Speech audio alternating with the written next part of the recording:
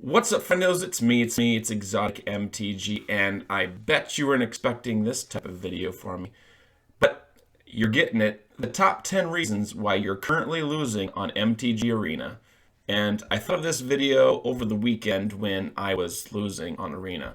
I was taking notes and figuring out what things I needed to change. Now, you might call me a crock or a liar, but I will tell you that after making this list of 10 and making appropriate adjustments on my own, I actually ended up doing quite well afterwards. I hope that you get the same results, and without further ado, here we go. Number 10, you're not learning from your own mistakes. That's right, punts or whatever you want to call them, aka mistakes, you're not learning from them. So if you play a card and you mess up, do you do it again? I noticed that I was making a couple mistakes multiple times. Correct that adjustment, and it's going to make a big difference. You want to make mistakes but learn from them, right? The only mistake that's terrible is the one that's not learned from. So number 10 is simply to learn from your own misplays or mistakes. Number 9, don't get lazy. That's right. Getting lazy or lackadaisical can get you to make more mistakes. It can make you play cards too fast. It can make you lose track of thought. And you really want to get your mind in the game. You want to pay attention and, well, don't get lazy. Because as soon as you do, you're going to start making those mistakes from the 10th reason why you're losing at MTG Arena. So as long as you don't get lazy, you're going to correct some of those mistakes. No problem. Number 8, know your opponent's decks. That's right. If you go and you play multiple games, you're going to slowly but surely learn what the opponent's decks are. If you make a new deck and you just go out there and start playing for the first time ever, it's going to take you some time. But it's important to know what your opponent is playing. What removal do they have with the colors that they're playing in? Or what counter spells do they have? What flash cards can they block with? Why do they have 5 mana open? It's good to know these things so you can kind of play around them. Gamble a little bit. Assume sometimes what's in their hand and play to your own advantages. So, know what is in that opponent's deck. The only thing that really you're going to be able to do to know this is just to play and keep playing. Win or lose, push through the opponents. Learn those decks. If all else fails, just learn what other decks are out there. Or get on Google, search standard decks that are in rotation, and research them yourself before playing. Or you can just play and learn them as you go. Number 7, don't change your deck too much. If you're constantly making deck changes, you're not getting used to what you're playing. So by now you might know what your opponents are playing, but maybe you don't even know your own deck. Sometimes you feel that if you lose 2, 3, 4 games in a row, it's already time to change your deck. No, it's not. It's time for you to get to know your own deck. So not only is it important to get to know your opponent's decks, but to know your own is super important. If you just go on Google and search deck lists, it's going to take some time before you even get used to that deck. So the first 10 times you play it, you're not going to be playing it right most times. So get acquainted with your own deck, get used to it, be comfortable in the deck you're playing, and keep going. Win or lose, it's going to take some time to get comfortable in the deck you're playing, get to know it, and don't change too early. Number 6, don't be afraid to mulligan that opening hand. You don't like it? Don't be afraid to mulligan. With the new mulligan rules, it's super nice to be able to have that first mulligan and only lose a card from your next picked up 7 cards. So again, a mulligan, you don't like your first 7, you put them back in your library, you let Arena shuffle them up, you get 7 more, right? So if you like that one, all you have to do is you're going to be removing one of those cards from your hand. A lot of times when I mulligan, I'll end up with a really high costing card in my hand or too many lands, and I'll just pull one of them out depending. So don't be afraid to mulligan, because if you don't like your opening hand, you're statistically not going to win. If you don't like it, then it's most likely needing to be moved, changed, and mixed up. So don't be afraid to mulligan. Number 5, don't be afraid to use your timeouts. Take your time. Don't rush. You've got 3 timeouts in the bottom left corner. Use them. Think about your plays. Is the play you're thinking about the right one? Don't just assume that it is.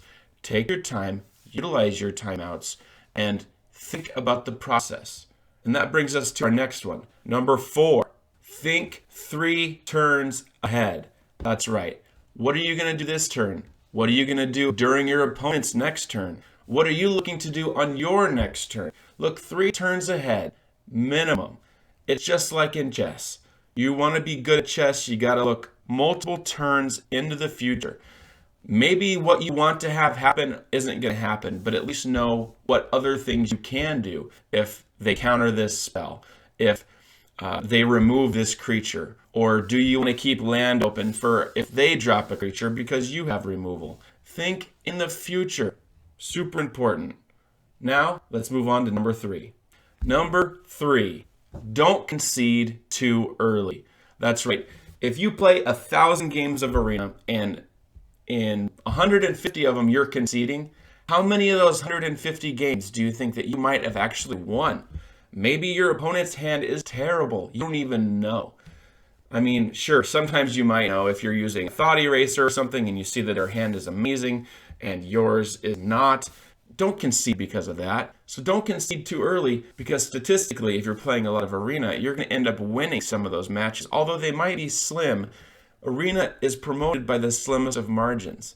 You have to try to get every win that you possibly can at any possible game. So, again, don't concede too early. Number 2, have fun. Because let me tell you right now, and this is a very important one, this is why it's number 2. If you're not having fun, then there's no point in playing. You can't play Arena expecting to win games if you're mad at yourself, mad at your playstyle, mad at your deck, mad at your opponents winning all the time. Just have fun. If you're not having fun, turn it off. Wait for another day. Wait for another hour. Take a lunch break. If you're streaming, stream a different game. Just have fun. Now, this brings us to number 1. Sorry, it's a wrestling thing. But number 1, I have a little speech for you. It's an important one. Important one. No pun intended. So, Magic the Gathering is not about what you want to do. It's about stopping what your opponents want to do. Which brings us back to our earlier topic of know your opponent's decks. If you know what your opponent is attempting or trying to do, can you stop it from happening? Sure, maybe you're playing a red deck wins deck and you have no say in what your opponent does. And it's all about what you do. But there are a lot of decks out there, if you're not playing a red deck wins or aggro style deck, that stops your opponents dead in their tracks from doing what they want to do. So in my opinion, the most important thing with winning in Magic the Gathering is stopping them from doing what they want to do. And my honorable mention is, just because you can cast something doesn't mean you should cast something. You got 2 open mana and you really want to negate something. How much more mana do they have available? Is this their first spell on the turn? Maybe they're trying to bait you into using their negate.